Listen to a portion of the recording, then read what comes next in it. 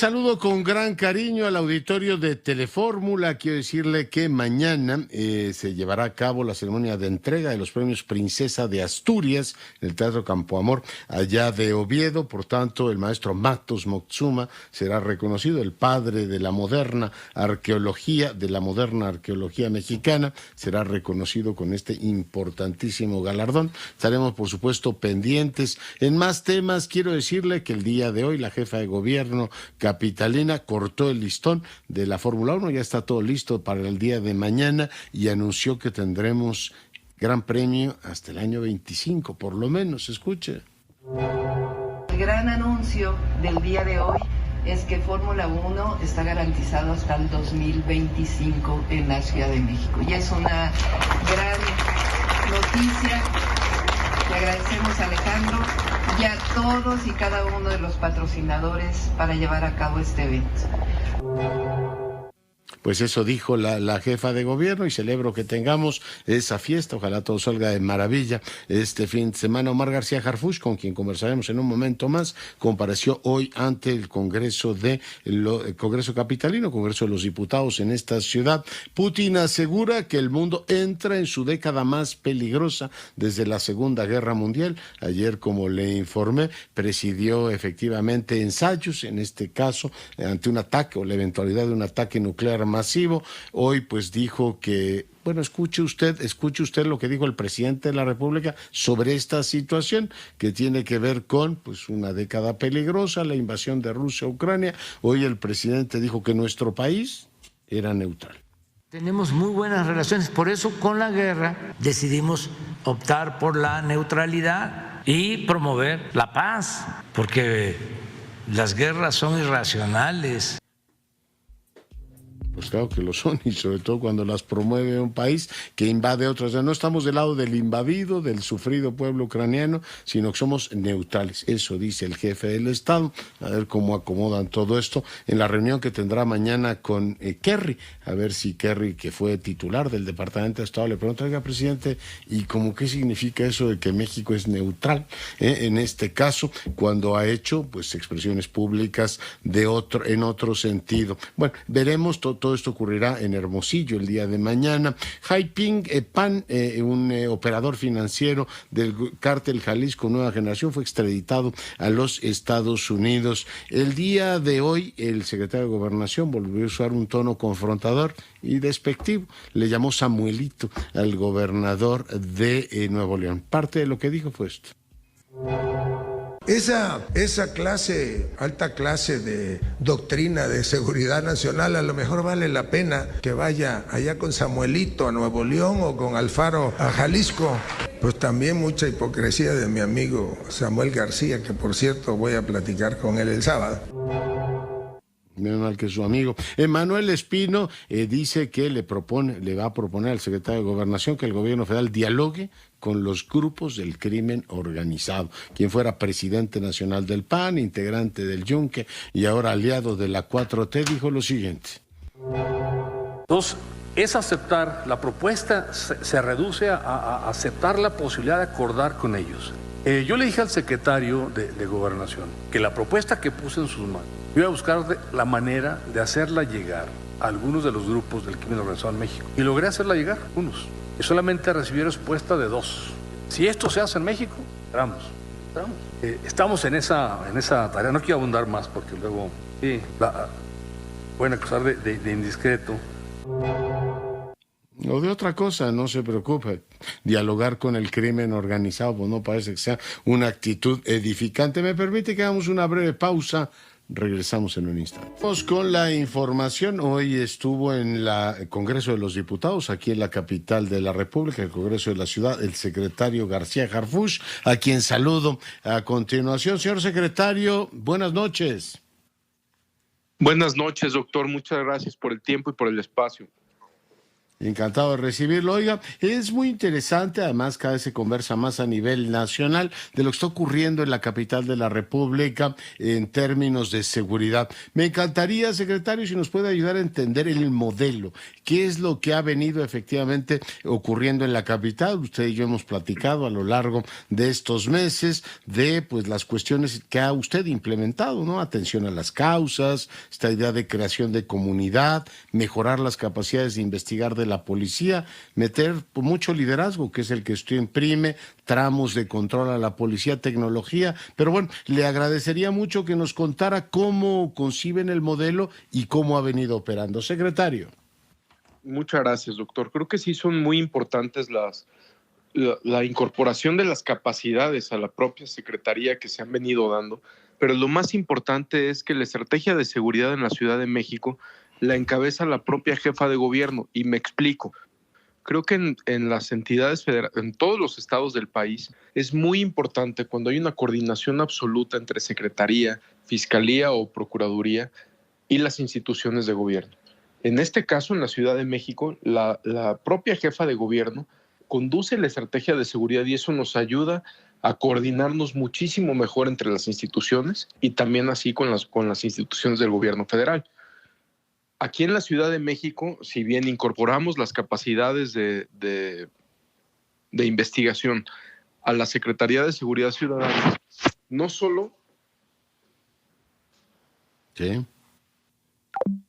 Se cortó la conexión con el secretario García Harfuch. Decía, incorporamos las capacidades, en este caso a la Secretaría de Seguridad Ciudadana, pero no solo, vamos a ver si recuperamos la comunicación con él. Le decía, bueno, pues está en el modelo este tema de atender a las causas, o sea, ir a las comunidades, crearlas a lo largo también de los años. Hemos venido también platicando con Salvador Guerrero Chiprés, que trabaja también en esta, presidiendo el Consejo de Seguridad, de seguridad pública y en este caso Procuración de Justicia, para crear más comunidad, ir viendo de qué manera pues, se pueden ir, por ejemplo, con el tema de los senderos seguros en Iztapalapa, creando condiciones para reducir el impacto delictivo. Pero ya tenemos nuevamente a García Harfuch en la línea, secretario, lo saludo nuevamente. Una disculpa, doctor. Sí.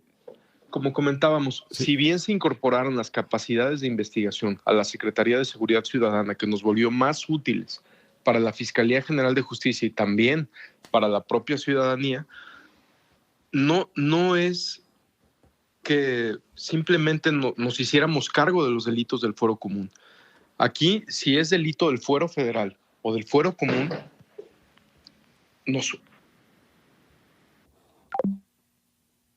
Se me volvió a ir. Bueno, ahí tenemos un problema con la comunicación con el secretario de Seguridad. Dice, nos unimos, seguramente, anticipo, con las fuerzas federales. Ha habido decomisos importantes en materia, por ejemplo, de cocaína. Recuerdo algunos de ellos espectaculares por el número, ¿no? Estamos hablando de cientos y cientos de kilos de cocaína decomisada aquí en la capital. Operativos hechos con la Marina, con el Ejército, por supuesto también con la Guardia Nacional. Y bueno, pues decía esto de la creación de senderos seguros, las capacidades para investigar, que este es un cambio de modelo, por cierto, que no en todo el país ha podido prender. Es complicado, pues sí, la policía no puede ser solamente reactiva, tiene que investigar. Para eso necesitas policías mejor formados, con una pues situación profesional y personal diferente. Creo que la tercera es la vencida, secretario. Sí, perdón, como comentaba, la puesta en marcha de la estrategia que tenemos nos permitió, en pocas palabras, transitar de un esquema totalmente preventivo y reactivo, porque recordemos que la policía de la Ciudad de México históricamente era una policía que solo podía detener a delincuentes en flagrancia, y transitamos a un modelo de seguridad ciudadana proactivo, dinámico, es decir, basado en labores de inteligencia e investigación de delitos en las que trabajamos como un solo equipo con la Fiscalía General de Justicia y que nos permite, asimismo, investigar y también investigar para prevenir el delito. Creo que ese ha sido un gran avance. Sí. Oiga, en términos generales, el desarrollo de capacidades para investigar supone que tienen más tecnologías, que tienen pues métodos mucho más sofisticados, pero que también han capacitado de manera muy directa al personal. Secretario. Ha habido una gran capacitación, pero lo más importante, doctor, es la facultad que tenemos ahora para poder realizar las cosas. Nosotros no estamos diciendo que somos mejores que los que hacían el trabajo antes, sino que podemos hacer un trabajo distinto y mejor porque la ley nos lo permite. Hoy que comparecimos ante el Honorable Congreso de la Ciudad de México, agradecimos que fue este Congreso el que nos otorgó las facultades de investigación. O sea, cambió la policía desde 1860 y tantos era una policía totalmente preventiva a una policía que puede investigar. Fíjese, yo tenía la idea que con el cambio de modelo policíaco de allá por el 9 o 10, esto había sido para toda la federación, pero ahora me despeja usted esta duda, digamos, aspecto que yo ignoraba. ¿En la capital no era así? No era así, la policía tenía siempre, por supuesto, mucha inteligencia, información de inteligencia, pero esa inteligencia era para consumo interno. Es decir, no era útil para los ministerios públicos, para los jueces ni para los investigadores. Hoy la Policía de la Ciudad de México participa activamente en la integración de carpetas de investigación que son útiles para los investigadores, ministerios públicos y jueces. La colaboración con la Fiscalía, ¿cómo se está dando, secretaria? Prácticamente trabajamos como un mismo equipo con la fiscal Ernestina Godoy. Tenemos un gran equipo. Ellos nos asignan ciertas denuncias y hoy podemos, lo que antes solo era en flagrancia, la policía solo ponía a disposición del Ministerio Público a los delincuentes que detuvieran en flagrancia. Hoy no es así. Hoy nosotros podemos dar de la mano de la Fiscalía General de la Justicia seguimiento a cada uno de delitos.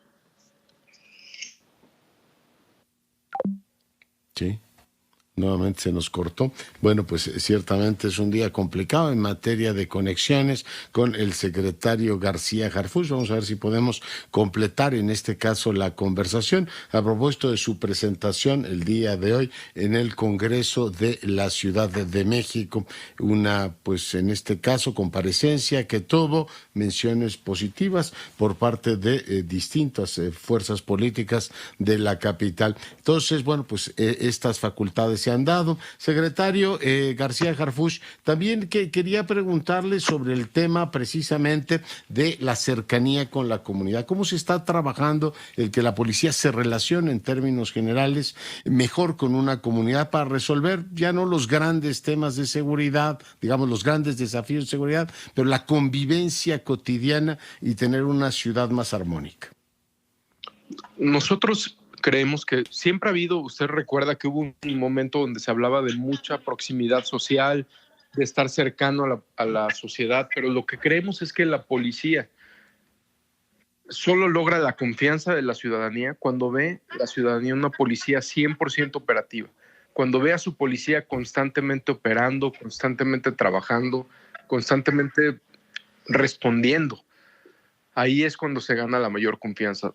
De nada nos sirve ir tocando puerta por puerta si ve que la gente denuncia con nosotros y no da resultados, aunque sienta un policía cercano, simplemente por estar, si no da resultados, pues la confianza se pierde. Y lo que nosotros hemos trabajado es que, en lo que estamos trabajando es que la ciudadanía vea una policía 100% operativa que va a responder a cualquier necesidad que tenga.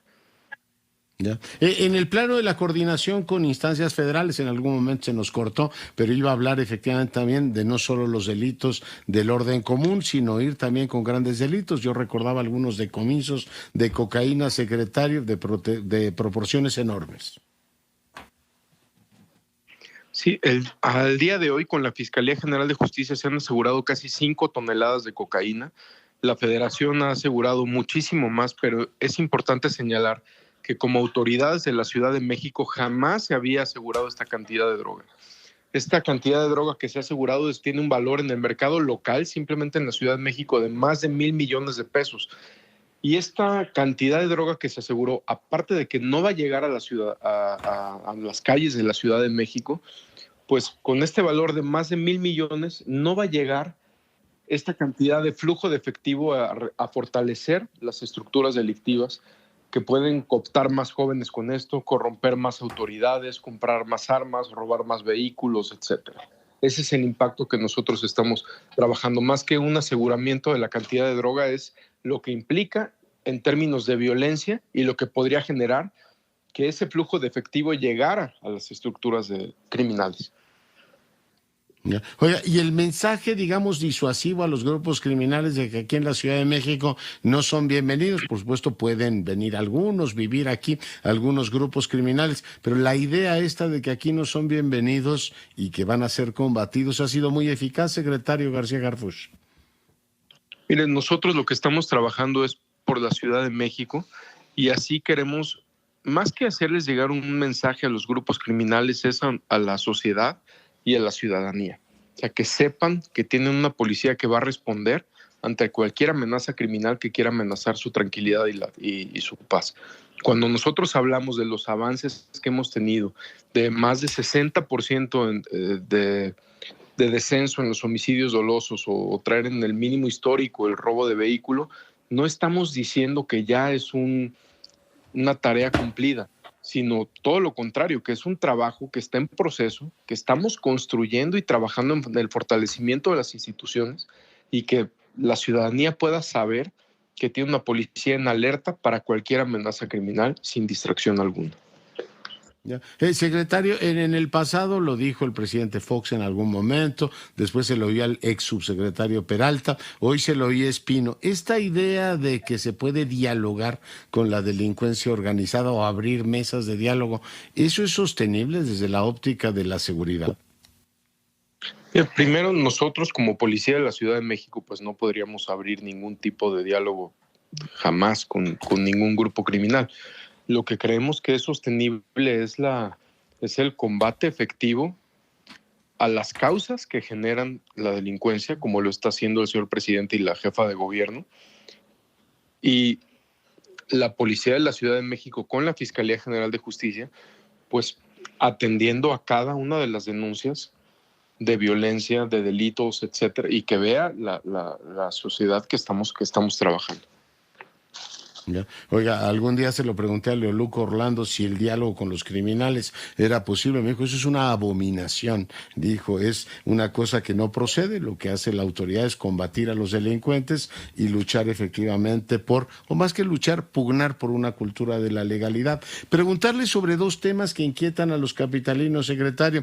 Ve uno, inquietud en torno a las universidades y escuelas porque dicen que no hay seguridad. Se dice, y yo creo que los datos son correctos, que hay una mejor percepción de seguridad en muchos ámbitos de la Ciudad de México. Pero ¿qué está pasando en torno a las escuelas, en torno a los SHs? ¿Qué informes tiene usted, secretario? Tal cual usted lo comenta, en la última encuesta nacional de seguridad pública urbana del INEGI, la Ciudad de México, la percepción de inseguridad se encuentra a su nivel más bajo desde hace 8 años. O sea, de un 92% que se registró en el primer trimestre del 2018, pasamos a 60% en el tercer trimestre. Es decir, hay una disminución de casi 32 puntos porcentuales, que es una cifra inferior al promedio nacional. Obviamente, como usted lo comenta, en las escuelas, en ciertos, por ejemplo, de las 16 alcaldías, en 14 se registró una mejora, pero en 2 no. Asimismo, en otros sectores, como en ciertas preparatorias y ciertos sectores de la sociedad, pero estamos trabajando para que pueda continuar la disminución también en la percepción. ¿Pero tiene algún diagnóstico de qué está pasando en el entorno de esas escuelas?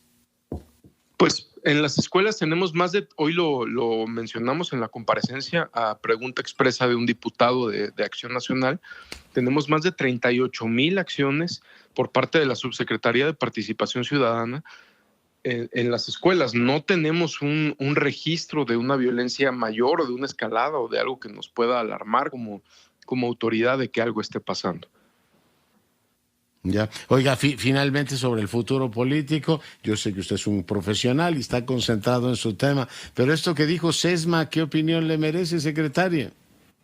No, pues siempre cualquier muestra de apoyo y cariño a la policía, siempre nosotros como equipo de la Secretaría lo agradecemos muchísimo, pero nosotros en lo único y la ciudadanía puede estar segura de eso, es que este equipo de la Secretaría, empezando por su servidor, pues estamos plenamente concentrados en la policía de la Ciudad de México.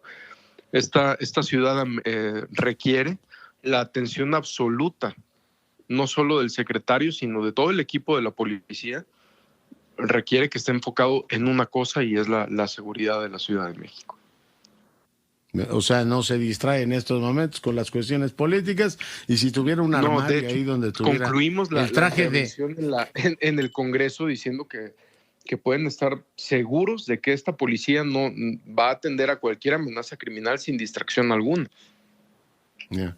Oiga, pero yo pensaba en un armario ahí que tuviera un traje de jefe de gobierno, una capa de superhéroe. ¿Cuál elegiría, secretaria? No, nosotros queremos seguir trabajando aquí por la ciudad, en la seguridad de esta bonita ciudad. Le agradezco mucho la conversación, secretario. Muchísimas gracias, le agradezco mucho. Omar García Harfuch es el secretario de Seguridad. El día de hoy, bueno, pues conversando con usted, hoy rindió su informe ante, en este caso, la Asamblea, bueno, no es la Asamblea, es el Congreso de la Ciudad de México. Seguimos con la información. Quiero decirle que hoy la Bolsa Mexicana de Valores perdió 0,88%. Por cierto, estuvo hoy Del Mazo ahí en la apertura, dio el campanazo. Interesante ver las reacciones que va a tener Del Mazo y las señales políticas que va a mandar si se mantiene efectivamente como pues un gobernador activo, presente en el último tramo de su administración, o más bien un gobernador más discreto, como fue desde el 18 a la fecha, que lo hemos visto poco. Era un gobernador como más, digamos, público, ¿no? Con más exhibición pública. Hoy lo vimos ahí en la Bolsa Mexicana de Valores, por eso lo señalaba. Interesante seguirle la pista al comportamiento de Del Mazo, comportamiento público, se entiende. La FTSE Viva 0,79 abajo, el Dow Jones subió 0,61, el Nasdaq bajó 1,88, Madrid ganó 0,64, en el caso del DAX de Alemania subió 0,12, París perdió 0,51 y hoy el dólar se vendió en 20,36. Javier Navarro, adelante. Gracias, Leonardo. Un saldo de 3 personas heridas por arma blanca, un hombre y 2 mujeres, es el resultado de una riña ocurrida esta mañana en el interior de un vagón del metro de la línea 9, donde los usuarios defendieron a una mujer víctima de acoso, y el agresor fue detenido por elementos de la Secretaría de Seguridad Ciudadana capitalina. Esto, Leonardo, ocurrió poco después de las 8 horas, cuando el sujeto sacó el arma blanca después de que los usuarios defendieron a esta mujer que acusaba, y en el interior del vagón los agredió e hirió a este hombre y a las 2 mujeres, después de lo cual al activar las palancas de emergencia llegaron los policías que vigilaban la estación. Los ocupantes del vagón señalaron al agresor, con lo que este sujeto de 50 años de edad fue detenido por los elementos de la Policía Auxiliar y de Seguridad Institucional del metro. Vamos a escuchar, Leonardo, cómo se vivió hasta el momento en el interior del metro de esta Ciudad de México.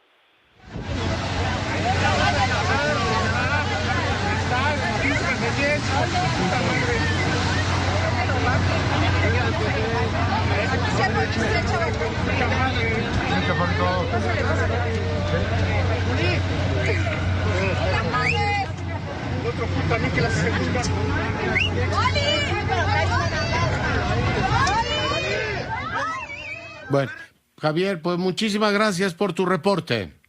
Gracias, buenas noches. Y bueno, sí, cuídate. Y el Congreso de Nayarit avaló la reforma constitucional en materia de Guardia Nacional. Con esto, pues ya 17 de 32 estados en este caso han aprobado, de tal manera que solo falta que se publique en el Diario Oficial de la Federación, y con esto pues tenemos reforma constitucional concluida. En otros temas, ¿usted se acuerda de La Joven de la Perla? Que por cierto dio origen a una novela, creo que es de Tracy Chevalier o de no sé, yo la leí hace muchos años, creo que hicieron hasta película en su momento, una de las más hermosas obras de Vermeer.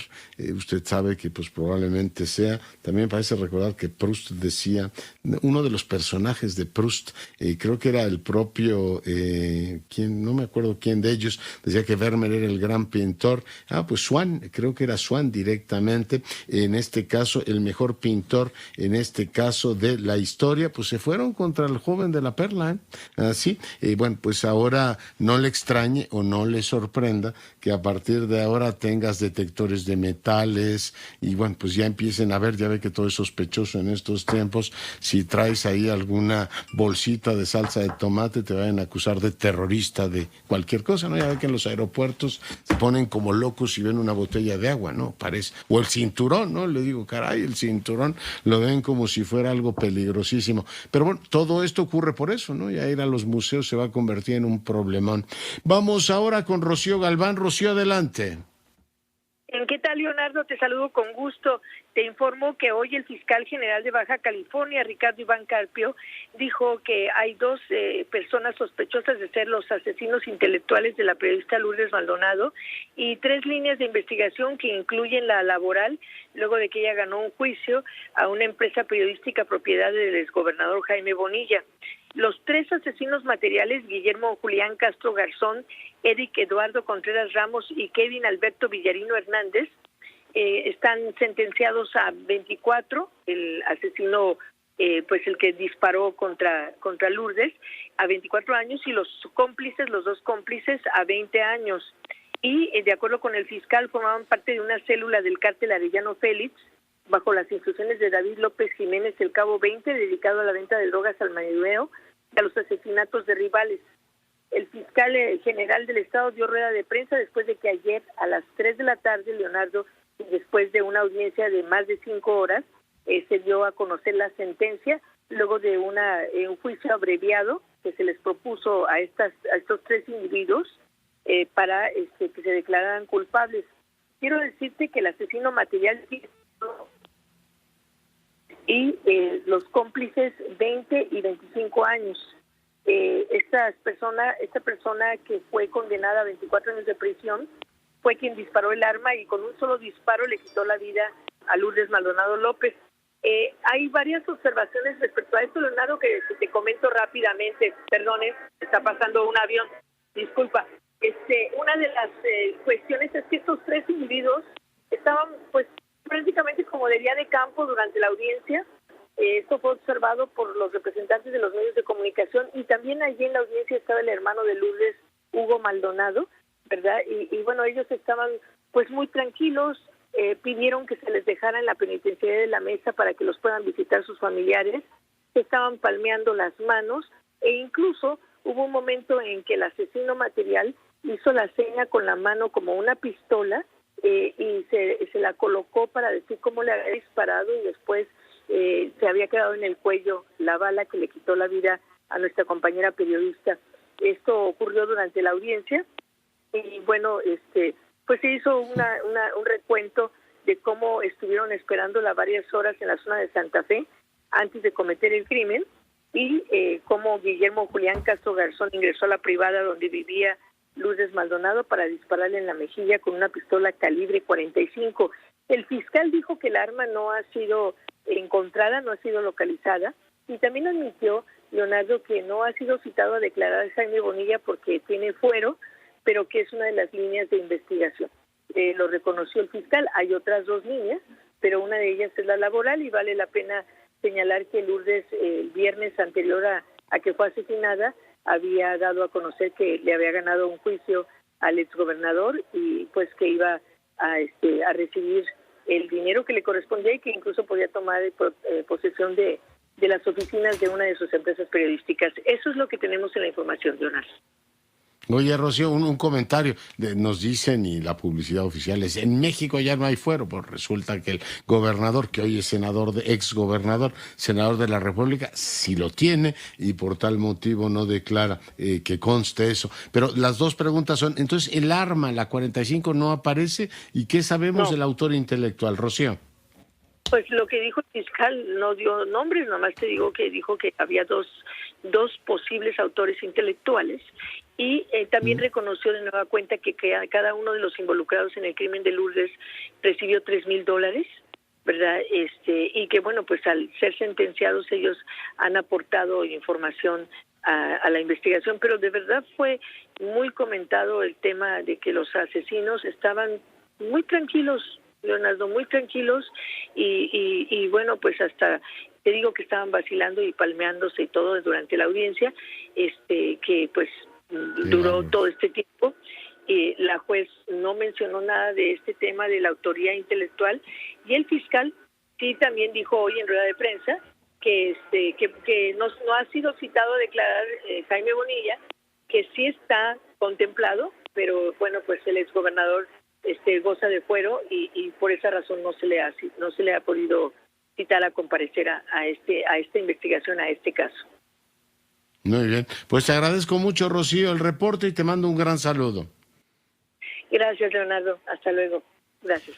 Bueno, y le comento, mañana el presidente va a estar en La Paz y posteriormente se va a ver en Hermosillo con John Kerry, el enviado especial del presidente Joe Biden para asuntos del cambio climático. Habrá un par de días. Primero se había dicho si iban a en Peñasco. Finalmente va a ocurrir esto precisamente allá en la capital de Sonora. Nos mantenemos pendientes, por supuesto, de ese tema. Vamos a ver qué acredita México en materia de reducción de emisiones. Estamos metidos en un lío impresionante como planeta, porque bueno, pues la guerra, el incremento de los precios del petróleo en términos generales, todo el problema energético nos ha movido de esta agenda de discusión de la reducción de las emisiones, y estoy seguro que pues lo vamos a lamentar algún día, ¿no? Se va pateando el bote a temas que son absolutamente prioritarios. Me permite que hagamos una breve pausa, volvemos.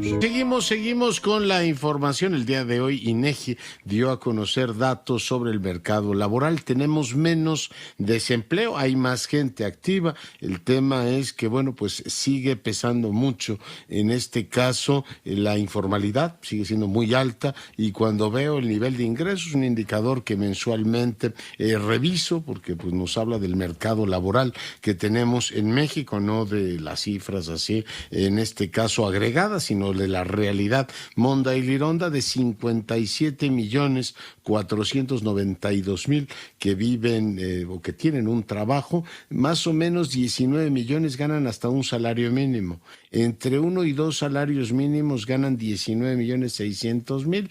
Ponga usted números generales, estamos hablando de 39 millones de compatriotas ganan hasta 2 salarios mínimos, en este caso en el mercado laboral mexicano. Es un tema que desde hace muchos años el doctor Gómez Hermosillo me ha hecho ver como uno de los principales problemas que tiene este país. Trabajar no te resuelve la vida, o no te permite en todo caso acceder a los satisfactores fundamentales. Rogelio, bienvenido.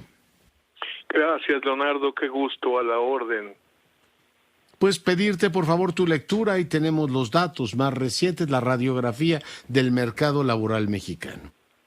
Sí, se confirma lo que ha venido sucediendo. Lamentablemente, estos indicadores que presenta INEGI mes con mes y luego más completos trimestre a trimestre muestran un panorama claramente, como dijiste, millones de compatriotas que trabajan y aún así no les alcanza ni para lo más básico, Leonardo, ya usando el umbral de pobreza, que es el costo de la canasta básica, ¿no? Porque la canasta básica es lo que usa Coneval para definir si alguien tiene ingresos suficientes para estar por encima o por abajo de la línea de pobreza.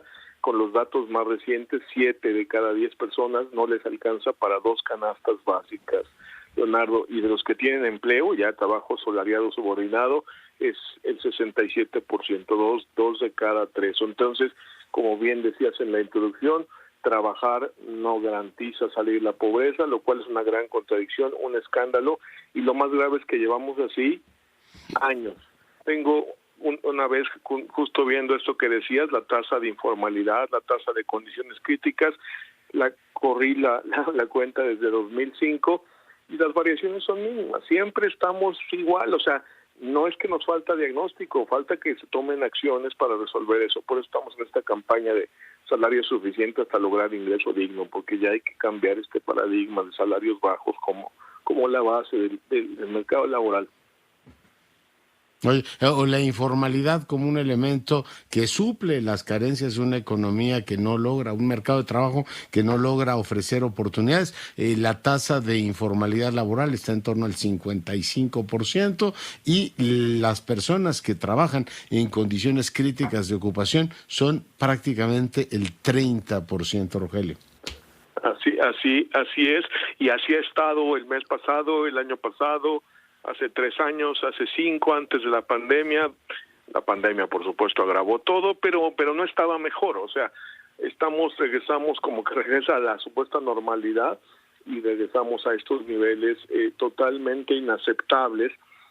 Donde fíjate, ahí junto a la tasa de informalidad también dice que la mitad, o sea, 28 del 55, están en el sector informal. O sea, la otra mitad está fuera del sector informal, o sea, no está en los hogares, no está produciendo en su casa tamales, está en la economía real, pero sin, o sea, porque informalidad al final es trabajar sin derechos laborales, sin seguridad social, sin contrato, y bueno, en condiciones pues precarias. Nosotros por eso preferimos hablar de precariedad laboral, porque pareciera que la informalidad es una decisión de las personas. La precariedad se produce desde el propio sistema laboral y es la que está generando esta situación, y la expresión más grave son los bajos ingresos. Entonces, no extraña pues que la pobreza no se mueve, ¿no? Desde hace años presentamos un reporte, Leonardo, ahora a propósito del Día Internacional para la Erradicación de la Pobreza, que fue la semana pasada, donde mostramos que desde que tenemos medición, ¿no?, multidimensional,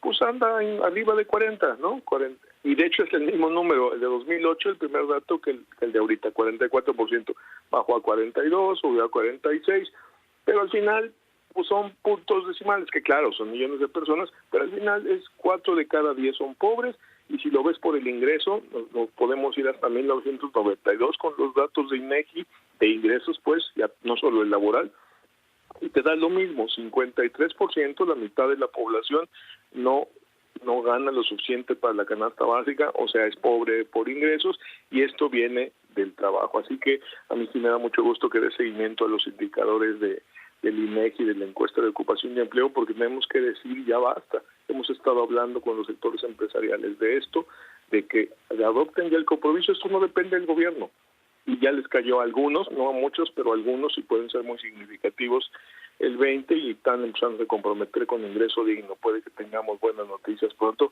por lo menos para algunos sectores, y a partir de ahí espero que se empiece a mover esto para que ya rompamos esta cadena de salarios bajos que producen pobreza. Doctor, pues te agradezco mucho que hayas estado esta noche con nosotros. No, el agradecido soy yo, Leonardo. Un gusto, buenas noches, un abrazo. El gusto es mío. Rogelio Gómez Hermosillo, coordinador de Acción Ciudadana frente a la pobreza, un gran conocedor de estos temas. Ahí están los datos del mercado laboral mexicano. Vamos ahora a enlazarnos con Alejandro Ope. Le agradezco mucho que el día de hoy converse con nosotros. Él es, usted lo sabe, articulista del Universal. Alejandro, ¿cómo estás? ¿Qué tal, Leonardo? Buenas noches al auditorio. Oye, pues preguntarte, ¿qué opinión te merece lo que hoy dijo Espino? Esta idea de abrir una mesa de diálogo con el crimen organizado. Mira, a ver, vamos por partes. Uno, no sé si sea cierto lo que dijo en esa reunión, donde ya supuestamente hubiera habido algunos acercamientos y habría algunas respuestas medio positivas de unas bandas no identificadas. Esto que se reunió con dos, dice. Dice, si eso es cierto, es un imprudente.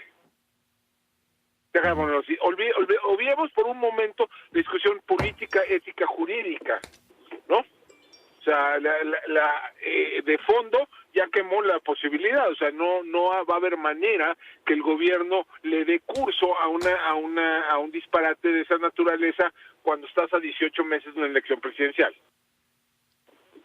No, o sea, esto digamos, no es una, déjame decir, dado el momento, dadas las circunstancias, dado como lo hizo, no es una propuesta seria. Déjame ponerlo así. Dicho lo anterior, hay potencialmente el espacio para algún tipo de arreglo político jurídico con actores criminales. Pues tal vez, déjame ponerlo así, hay ejemplos internacionales, sí, pues en El Salvador han negociado con las maras en varias ocasiones, en Colombia han utilizado de manera, digamos, muy creativa, ¿no?, el derecho penal para construir soluciones, tanto con guerrilla y como con algunos actores abiertamente criminales, los paramilitares en su momento, las Autodefensas Unidas de Colombia, ¿no? Por ejemplo, hoy en Colombia el presidente Petro total que involucra, pues sí, sentarse con actores criminales. Si has de hacer eso, o sea, déjame ponerlo así, no, o sea, esto es muy complejo, políticamente muy complejo, jurídicamente muy difícil y políticamente es explosivo, ¿no? Y éticamente pues tiene sus bemoles, porque deja de por esto, si estás poniendo en la balanza una serie de derechos contrapuestos, ¿no? Pues el derecho de las víctimas, ¿no? En primer lugar, ¿no? Potencialmente lo está sacrificando en un arreglo de esta naturaleza, y haber que pensar cuáles sí y cuáles no. Déjame ponerlo así. Hay un segundo momento que es qué tipo de arreglo, a qué estás dispuesto a hacer, qué tipo de beneficios le ofreces al grupo criminal a cambio de su pacificación. Tiene que desmantelarse, tiene que desmovilizarse, tiene que desarmarse, tiene que haber algún tipo de sanción, tiene que haber algún tipo de reparación del daño, tiene que haber colaboración con la justicia para la resolución de algunos crímenes particularmente atroces. O sea, es muy complicado, ¿no?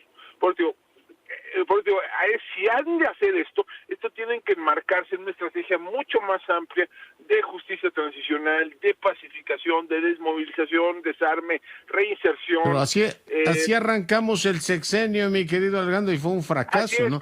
Hablaban de justicia transicional, ¿te acuerdas que cuando el presidente se los decía a las víctimas, es que hay que reinsertar, la gente le decía, no, primero atrápelos y castíguelos, ¿no? O sea, digamos, entonces pero nunca hubo un intento serio, ¿no? Serio como lo que está intentando ahora el presidente Petro en Colombia. O sea, eso nunca hubo en México. Nunca despegó. Cuando lo abrió Peralta, el presidente lo desautorizó, ¿ah? El presidente lo desautorizó. Y aquí hay una pregunta de fondo. ¿Quién autorizó a Espino a hacer estos acercamientos? ¿En nombre de quién lo está haciendo? Dice que le informó al secretario de Gobernación. ¿Lo sabía el secretario de Gobernación? ¿Qué sabe el secretario de Gobernación? El secretario de Gobernación avala estos acuerdos y que los avala, ¿no? O sea, es decir, déjame ponerlo así. Si vas a hacer esto es políticamente, lo tienes que hacer con un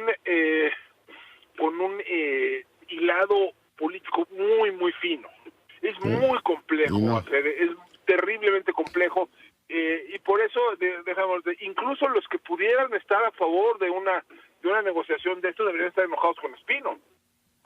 Pues sí, lo abrió. Alejandro, pues te mando un gran abrazo y te agradezco mucho que hayas estado esta noche con nosotros. Muchas gracias, Leonardo, muchas gracias al auditorio. Cuídate.